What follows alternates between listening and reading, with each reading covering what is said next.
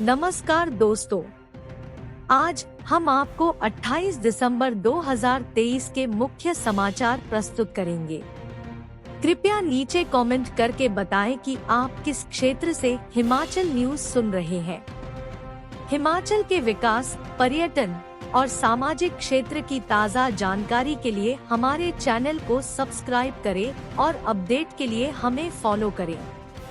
इन खबरों को अधिक लोगों तक पहुंचाने के लिए कृपया हमारा कंटेंट शेयर करें। हर रोज 17,000 किमी सफर। नगरोटा डिपो की 80 बसें दिन रात दे रही सेवाएं, लोकल रूट पर घाटा।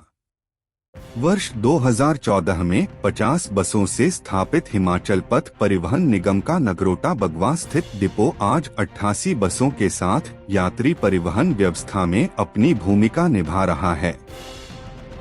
मौजूदा समय में 17 अंतर्राज्यीय रूटों के साथ करीब 85 रूटों पर निगम की बसें रोजाना 17,000 किलोमीटर का सफर तय कर रही है। डिपो में 121 परिचालक तथा 110 चालक दिन रात अपनी सेवाओं से व्यवस्था को सुव्यवस्थित किए हुए हैं। डिपो की स्थापना के कई वर्ष बाद निगम को 61 मील में अपनी वर्कशॉप मिली, जहां करीब 4 दर्जन दक्ष कर्मचारी अपनी सेवाएं दे रहे हैं। हालांकि लंबे रूटों पर निगम खासी कमाई कर रहा, लेकिन लोकल रूट आज भी प्रबंधन के लिए घाटे का सौदा बने हुए हैं। यही वजह है कि डिपो को औसत 40 रुपए प्रति किलोमीटर के खर्चे पर कमाई केवल 37 रुपए तक ही सिमटी हुई है। दूसरे शब्दों में कहें तो डिपो के खजाने में रोजाना 7 लाख का राजस्व आने से सालाना कमाई 24 करोड़ को छू रही है, लेकिन दूसरी ओर 3.5 करोड़ का सालाना घाटा भी बदस्तूर बना हुआ है, जो प्रबंधन के लिए चिंता का सबब है। हालांकि गत माह त्योहारों के दौरान अतिरिक्त प्रयासों से डिपो ने 7,65,000 अतिरिक्त कमाए, फिर भी नवंबर माह का घाटा 32 लाख दर्ज हुआ। नगरोटा डिपो के क्षेत्रीय प्रबंधक राजेंद्र पठानिया ने बताया कि प्रबंधन वित्तीय घाटे को कम करने के लिए प्रयासरत है। 3,700 यात्री रियायती पास सुविधा का उठा रहे लुत्फ। लोकल रूट घाटे का बड़ा कारण है, जहां पर्याप्त सवारियां न होने पर भी रूट बहाल रखना निगम की मजबूरी है। दूसरी तरफ लोकल रूटों पर निजी बसों से प्रतिस्पर्धा तथा विभिन्न श्रेणियों को सरकारी बसों में मिलने वाली रियायतें भी राजस्व के घाटे का बड़ा कारण माना जा रहा है। करीब 5 दर्जन लोकल रूट पर रोजाना 50% रियायत पर सफर करने वाली महिलाओं के अतिरिक्त 3,700 पास होल्डर निगम की बसों में सफर करते हैं, जिनमें 2,000 छात्र हैं। टूरिस्ट सीजन पर दिल्ली पहुंचना मुश्किल, निजी वोल्वो बसों में सवारियों से 3 गुना वसूला जा रहा किराया। पर्यटन सीजन यानी क्रिसमस और न्यू ईयर के लिए धर्मशाला से दिल्ली और दिल्ली से धर्मशाला आना जाना मुश्किल बन रहा है। आम आदमी के लिए तो इन दिनों बस की बुकिंग ही नहीं हो पा रही है। आलम यह है कि एचआरटीसी की बसों में एडवांस बुकिंग हो जाती है और प्राइवेट वोल्वो बसों के रेट 3,500 से 4,000 प्रति सीट तक है। ऐसे में सवारियों को आसानी से सीट नहीं मिल पाती है। पर्यटन नगरी मकलोडगंज और धर्मशाला से दिल्ली व चंडीगढ़ के लिए हर दिन दर्जनों वोल्वो बसें चलती है। यात्रियों को धर्मशाला से दिल्ली और दिल्ली से धर्मशाला लाने और ले जाने के लिए बाकायदा मेक माई ट्रिप सहित कई ऐप से बुकिंग की जाती है। क्रिसमस की बात करें तो 26 दिसंबर को धर्मशाला से दिल्ली जाने के लिए निजी वोल्वो बसों का किराया 3,000 से 3,500 रुपए तक था। इसी तरह नए साल यानी 1 जनवरी को धर्मशाला से दिल्ली जाने के लिए किराया 3,800 रुपए से लेकर कुछ बसों में 4,505 रुपए तक है। एचआरटीसी की वोल्वो बसों में 1,321 रुपए ही किराया लिया है। धुंध से उड़ानों पर सस्पेंस। दिल्ली सहित पंजाब में धुंध होने के कारण फ्लाइट के आने या न आने की भी आशंका रहती है। ऐसे में इन दिनों अधिकतर लोग आरामदायक वोल्वो बसों में ही सफर करना पसंद करते हैं। हालांकि अभी तक कांगड़ा एयरपोर्ट पर आने वाली फ्लाइट पर धुंध का असर तो नहीं पड़ा है। हवाई किराया 16,872 रुपए। हवाई यात्रा करने वाले सैलानियों के लिए इन दिनों किराया 16,872 से लेकर 13,276 तक का है। ऐसे में महंगा सफर करना मुश्किल हो जाता है। हालांकि सीजन के दौरान बाहर से आने वाले सैलानी हवाई यात्रा को भी प्राथमिकता देते हैं।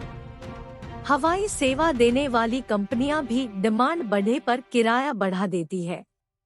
सीजन पर अतिरिक्त बसें। परिवहन निगम के डीएम पंकज चड्डा का कहना है कि परिवहन निगम के 2 वोल्वो, 2 डीलक्स, 1 एसी और 3 ऑर्डिनरी बसें दिल्ली के लिए चलती है। बसों का किराया एक समान ही रहता है। सीजन पर अधिक बुकिंग हो तो निगम अतिरिक्त बसें भी चलाता है, जिससे यात्रियों को सुविधा मिल सके। 3 करोड़ लेकर सोसाइटी फरार। रामपुर के डकोलड़ में लोगों से पैसे इन्वेस्ट करवाकर लगाई करारी चपत। नगर परिषद रामपुर के अंतर्गत डकोलड़ में एक सोसाइटी द्वारा रामपुर और आसपास क्षेत्र के कई लोगों के लगभग 3 करोड़ रुपए लेकर फरार हो गई है। ऐसे में खाता धारकों में हड़कंप मच गया है।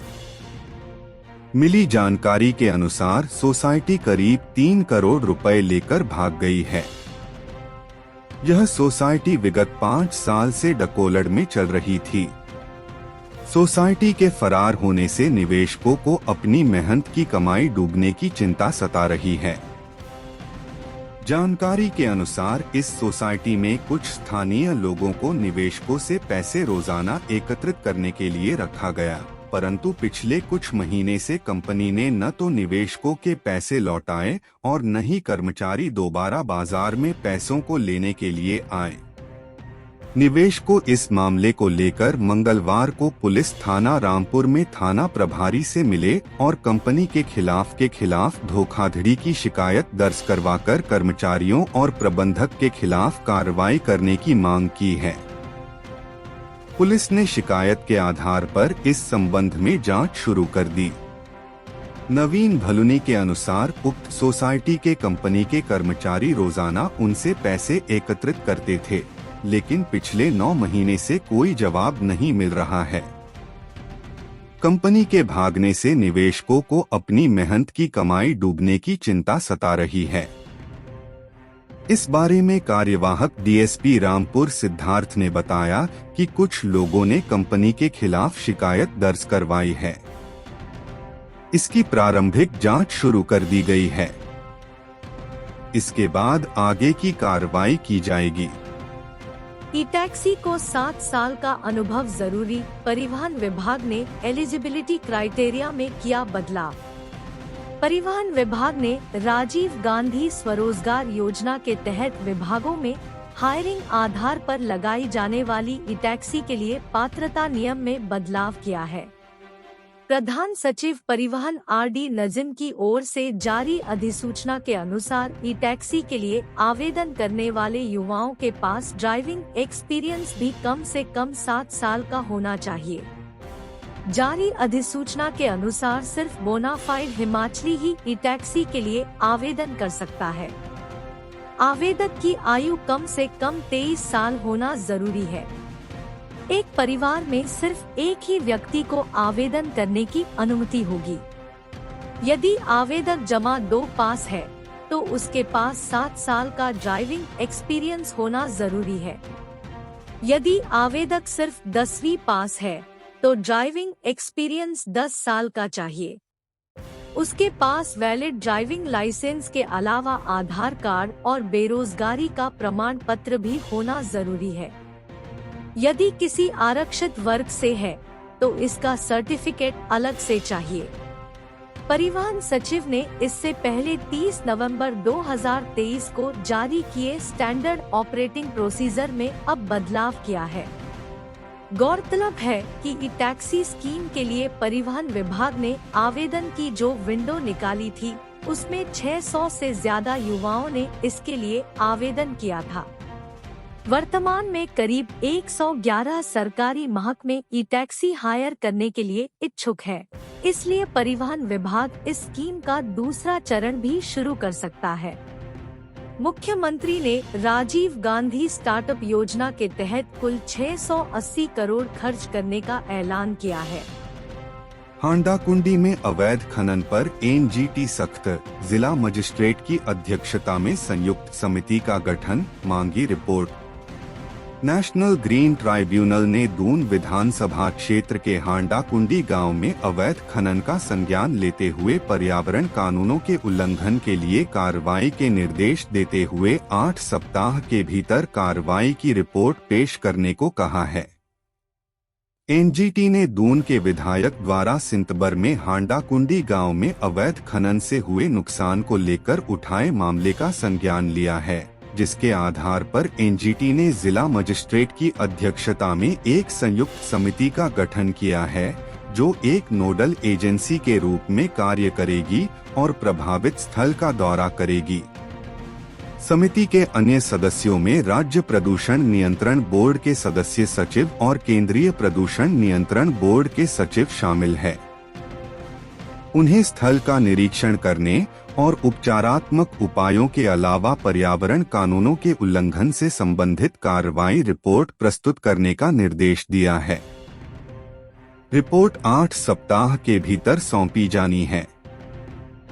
सितंबर माह में दून विधायक चौधरी राम कुमार ने ग्राम पंचायत सुनेड़ के गांव हांडाकुंडी में सरसा नदी के किनारे हो रहे अवैध खनन का निरीक्षण किया था और बताया था कि सरसा नदी के किनारे बसे गांव हांडाकुंडी क्षेत्र में भारी वर्षा से इतना नुकसान नहीं हुआ है, जितना अवैध खनन से हुआ है।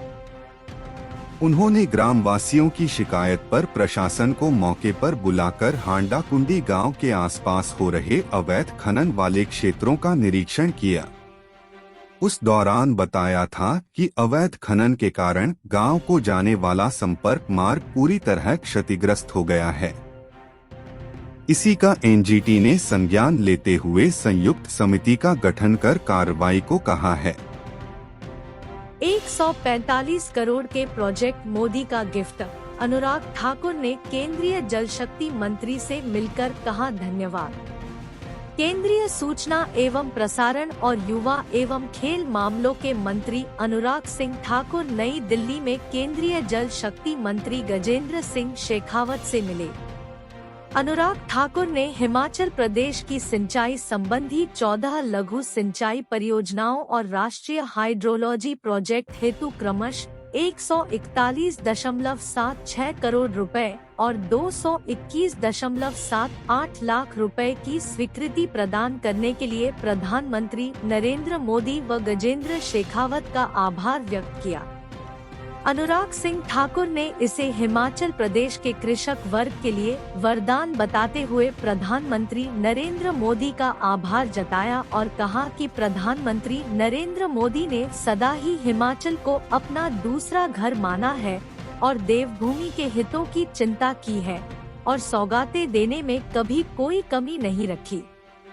यही कारण है कि देवभूमि के जनवरी से जनवरी के मन में मोदी विराजमान है।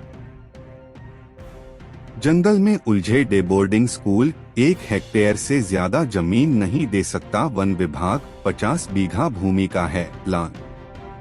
हिमाचल प्रदेश की प्रत्येक विधानसभा क्षेत्र में राजीव गांधी राजकीय मॉडल डे बोर्डिंग स्कूल खोलने की मुहिम को फॉरेस्ट राइट्स एक्ट (FRA) का ग्रहण लग गया है।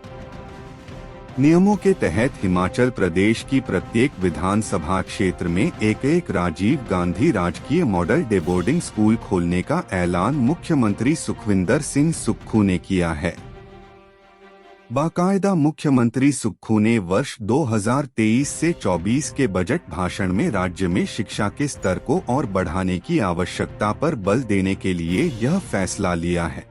लेकिन नियमों के तहत प्रत्येक विधानसभा क्षेत्र में जहां पर राजीव गांधी राजकीय मॉडल डे बोर्डिंग स्कूल खोलने के लिए 50 बीघा भूमि लेआउट करने का प्लान है, वह FRA के पेंच में फंसकर रह गया है। नियमों के तहत वन विभाग 50 बीघा एरिया यानी 4 हेक्टेयर एरिया इस राजीव गांधी राजकीय मॉडल डे बोर्डिंग स्कूल को स्थापित करने के लिए नहीं दे सकता है। नियमों के तहत वन विभाग FRA के तहत 1 हेक्टेयर एरिया ही मंजूर कर सकता है। ऐसे में हिमाचल प्रदेश के प्रत्येक विधानसभा क्षेत्र में शुरू की गई राजीव गांधी राजकीय मॉडल डे बोर्डिंग स्कूल स्थापित करने की मुहिम धीमी पड़ गई है। अगर बात कुल्लू जिला की करें तो यहाँ पर मनाली के जगत सुख कुल्लू के पेडी बंजार के देयोगी आनी के आरसू गागनी सहित 4 20 क्षेत्रों में जगहों को राजीव गांधी राजकीय मॉडल डे बोर्डिंग स्कूल खोलने के लिए चिन्हित किया गया है, लेकिन यहाँ पर भी FRA के फेर में मामला अभी तक सिरे नहीं चढ़ा है। उधर शिक्षा विभाग उच्चतर उपनिदेशक शांतिलाल शर्मा का कहना है कि कुल्लू जिला की प्रत्येक विधानसभा क्षेत्र में सरकार के दिशा निर्देशों के तहत 4 जगह को राजीव गांधी राजकीय मॉडल डे बोर्डिंग स्कूल खोलने के लिए चिन्हित किया गया है, लेकिन वर्तमान में प्लान लेआउट तो कर दिया गया है और भूमि भी चिन्हित हो गई है। वन विभाग के नियमों के तहत 1 हेक्टेयर भूमि से ऊपर FRA के मामले को मंजूरी नहीं दी जा सकती है और ऐसे में इस तरह का आधारभूत ढांचा खड़ा करने के लिए 50 बीघा यानी के 4 हेक्टेयर भूमि की जरूरत है। यह मसला संबंधित विभाग के माध्यम से सरकार को आगामी कार्रवाई अमल में लाने के लिए प्रेषित किया गया है। ये होंगी सुविधाएं। राजीव गांधी डे बोर्डिंग स्कूलों में प्री प्राइमरी से 12वीं कक्षा तक लगभग 900 से 1000 छात्रों को समायोजित करने की क्षमता होगी। इन स्कूलों में हाईटेक स्मार्ट क्लासरूम, खेल के मैदान, indoor stadium, swimming pool, music room सहित अनेक सुविधाएं उपलब्ध होंगी। 3 IPS अफसरों की इम्पैनलमेंट।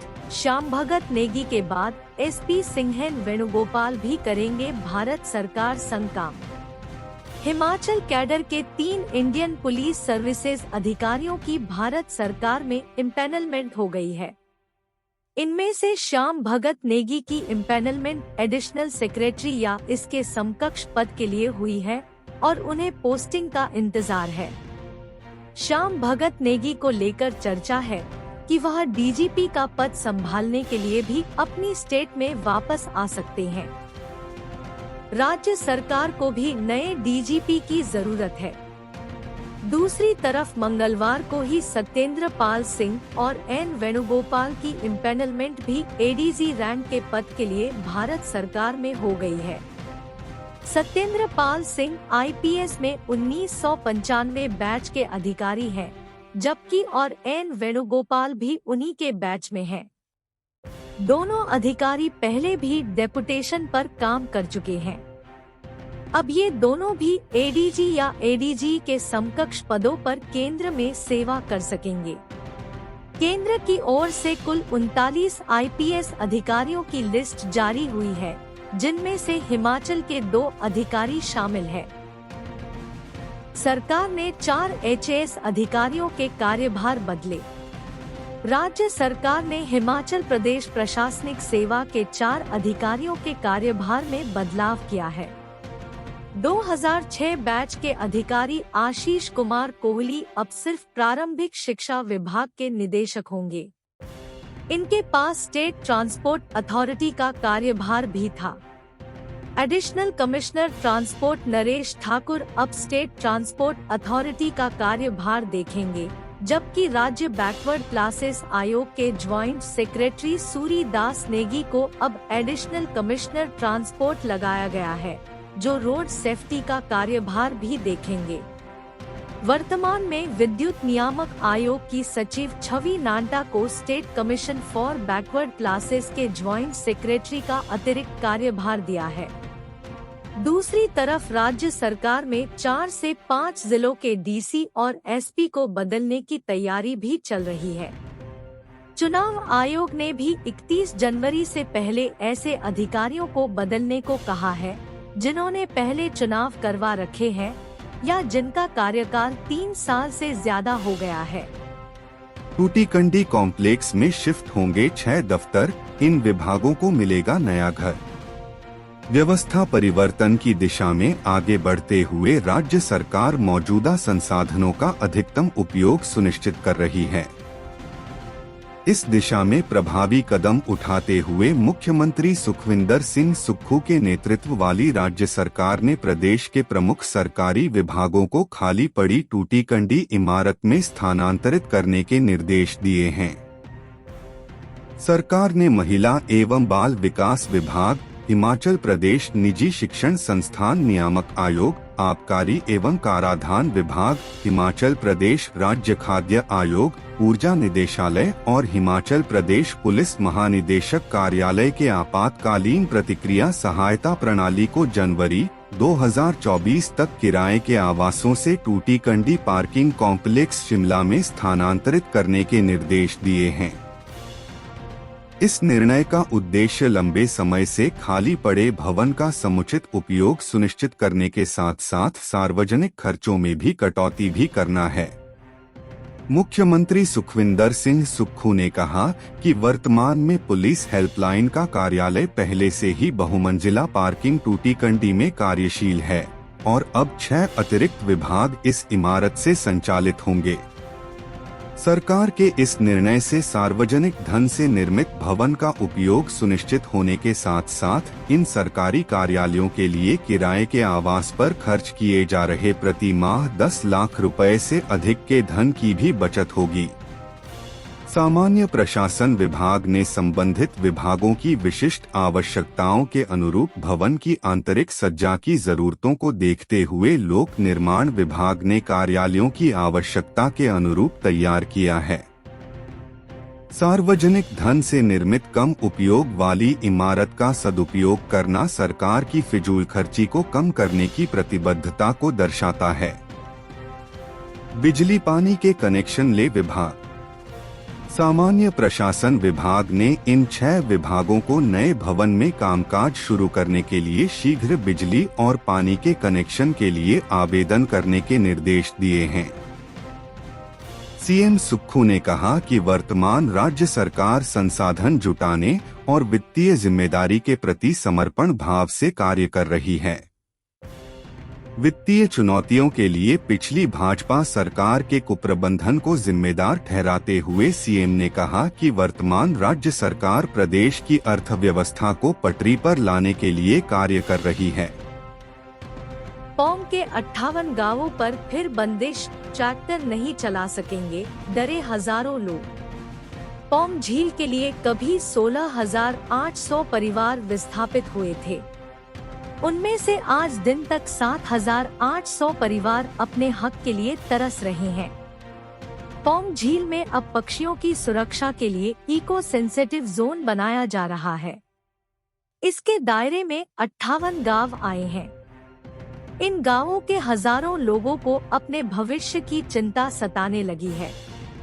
चिंता भी वाजिब है। बंदिशें ऐसी हैं कि हर वर्ग पर इसका असर होगा। मसलन नए भवन और रोड इजाजत पर ही बनेंगे। किसी ने मकान बनाने के लिए परमिशन ले भी ली तो वहाँ ट्रैक्टर की मनाही होगी, तो फिर ईंट पहुँचेगी कैसे? इस इलाके में नया रिंटभा या क्रशर नहीं लग सकेगा। पेड़ कटान बिना इजाजत नहीं होगा। आरा मशीन तक नहीं लग पाएगी। छोटे काम धंधे ठप हो जाएंगे। ये तमाम आशंकाएं इस इलाके के लोगों में हैं।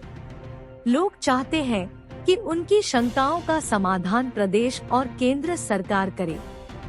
इस बारे में एजुकेशन एक्सपर्ट एवं नवभारत एकता दल के राष्ट्रीय अध्यक्ष पीसी विश्वकर्मा कहते हैं कि हर प्रभावित परिवार को मासिक कम से कम 5,000 रुपए मिलना चाहिए। साथ ही बंदिशों को लचीला करना चाहिए। यह इलाका पौंग झील के लिए पहले ही बहुत कुछ झेल चुका है। अब हजारों लोगों को फिर से दिक्कत न हो, इसका समाधान हमारे सियासतदानों को करना चाहिए। दूसरी ओर सरकारों की तरफ से कोई बड़ा आश्वासन न मिलने से क्षेत्र के लोग बहुत परेशान हैं और लोगों में भारी रोष देखा जा सकता है।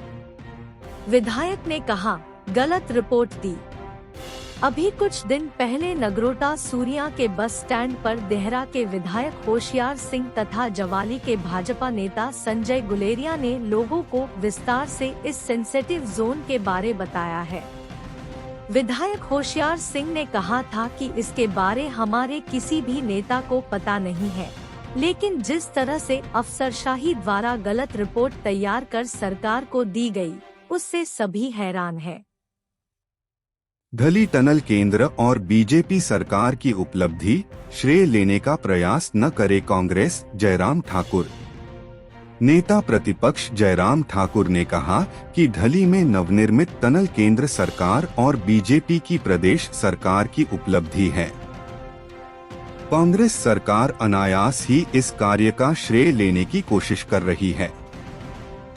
उन्होंने कहा कि कांग्रेस सरकार ने इस टनल के निर्माण को पूरा करना अपनी प्राथमिकता में शामिल किया होता तो इस टनल का लोकार्पण काफी पहले हो जाता। सरकार की उदासीनता की वजह से इस टनल के पूरा होने में देरी हुई। नेता प्रतिपक्ष ने कहा कि कांग्रेस सरकार कुछ खुद के काम करे और उसका श्रेय लो तो अच्छा लगेगा। उन्होंने कहा कि अंग्रेजों ने 170 साल पहले शिमला में ढली टनल का निर्माण करवाया था। उसके बाद से शिमला में यातायात सुदृढ़ करने की दृष्टि से कोई टनल नहीं बनी। वहां पर यातायात को सुदृढ़ करने लिए टनल अत्यंत आवश्यक थी। इसके लिए हमने काम किया। वैज्ञानिक सर्वे के बाद यह स्पष्ट हुआ कि ढली टनल के साथ दूसरी टनल का निर्माण संभव है। हमारी सरकार के प्रयास से केंद्र सरकार ने स्मार्ट सिटी के प्रोजेक्ट्स के तहत इस टनल के निर्माण को मंजूरी देते हुए 48 करोड़ रुपए का बजट भी जारी कर दिया। 9 मार्च 2022 को मैंने इस डबल लेन टनल का उद्घाटन किया। इसके साथ ही पैदल पथ और अन्य सुविधाओं के विकास के लिए 12 करोड़ रुपए अलग से स्वीकृत किए थे। नेता प्रतिपक्ष ने कहा कि इस टनल के निर्माण कार्य में कुल 53 करोड़ रुपए स्वीकृत कर दिए गए थे।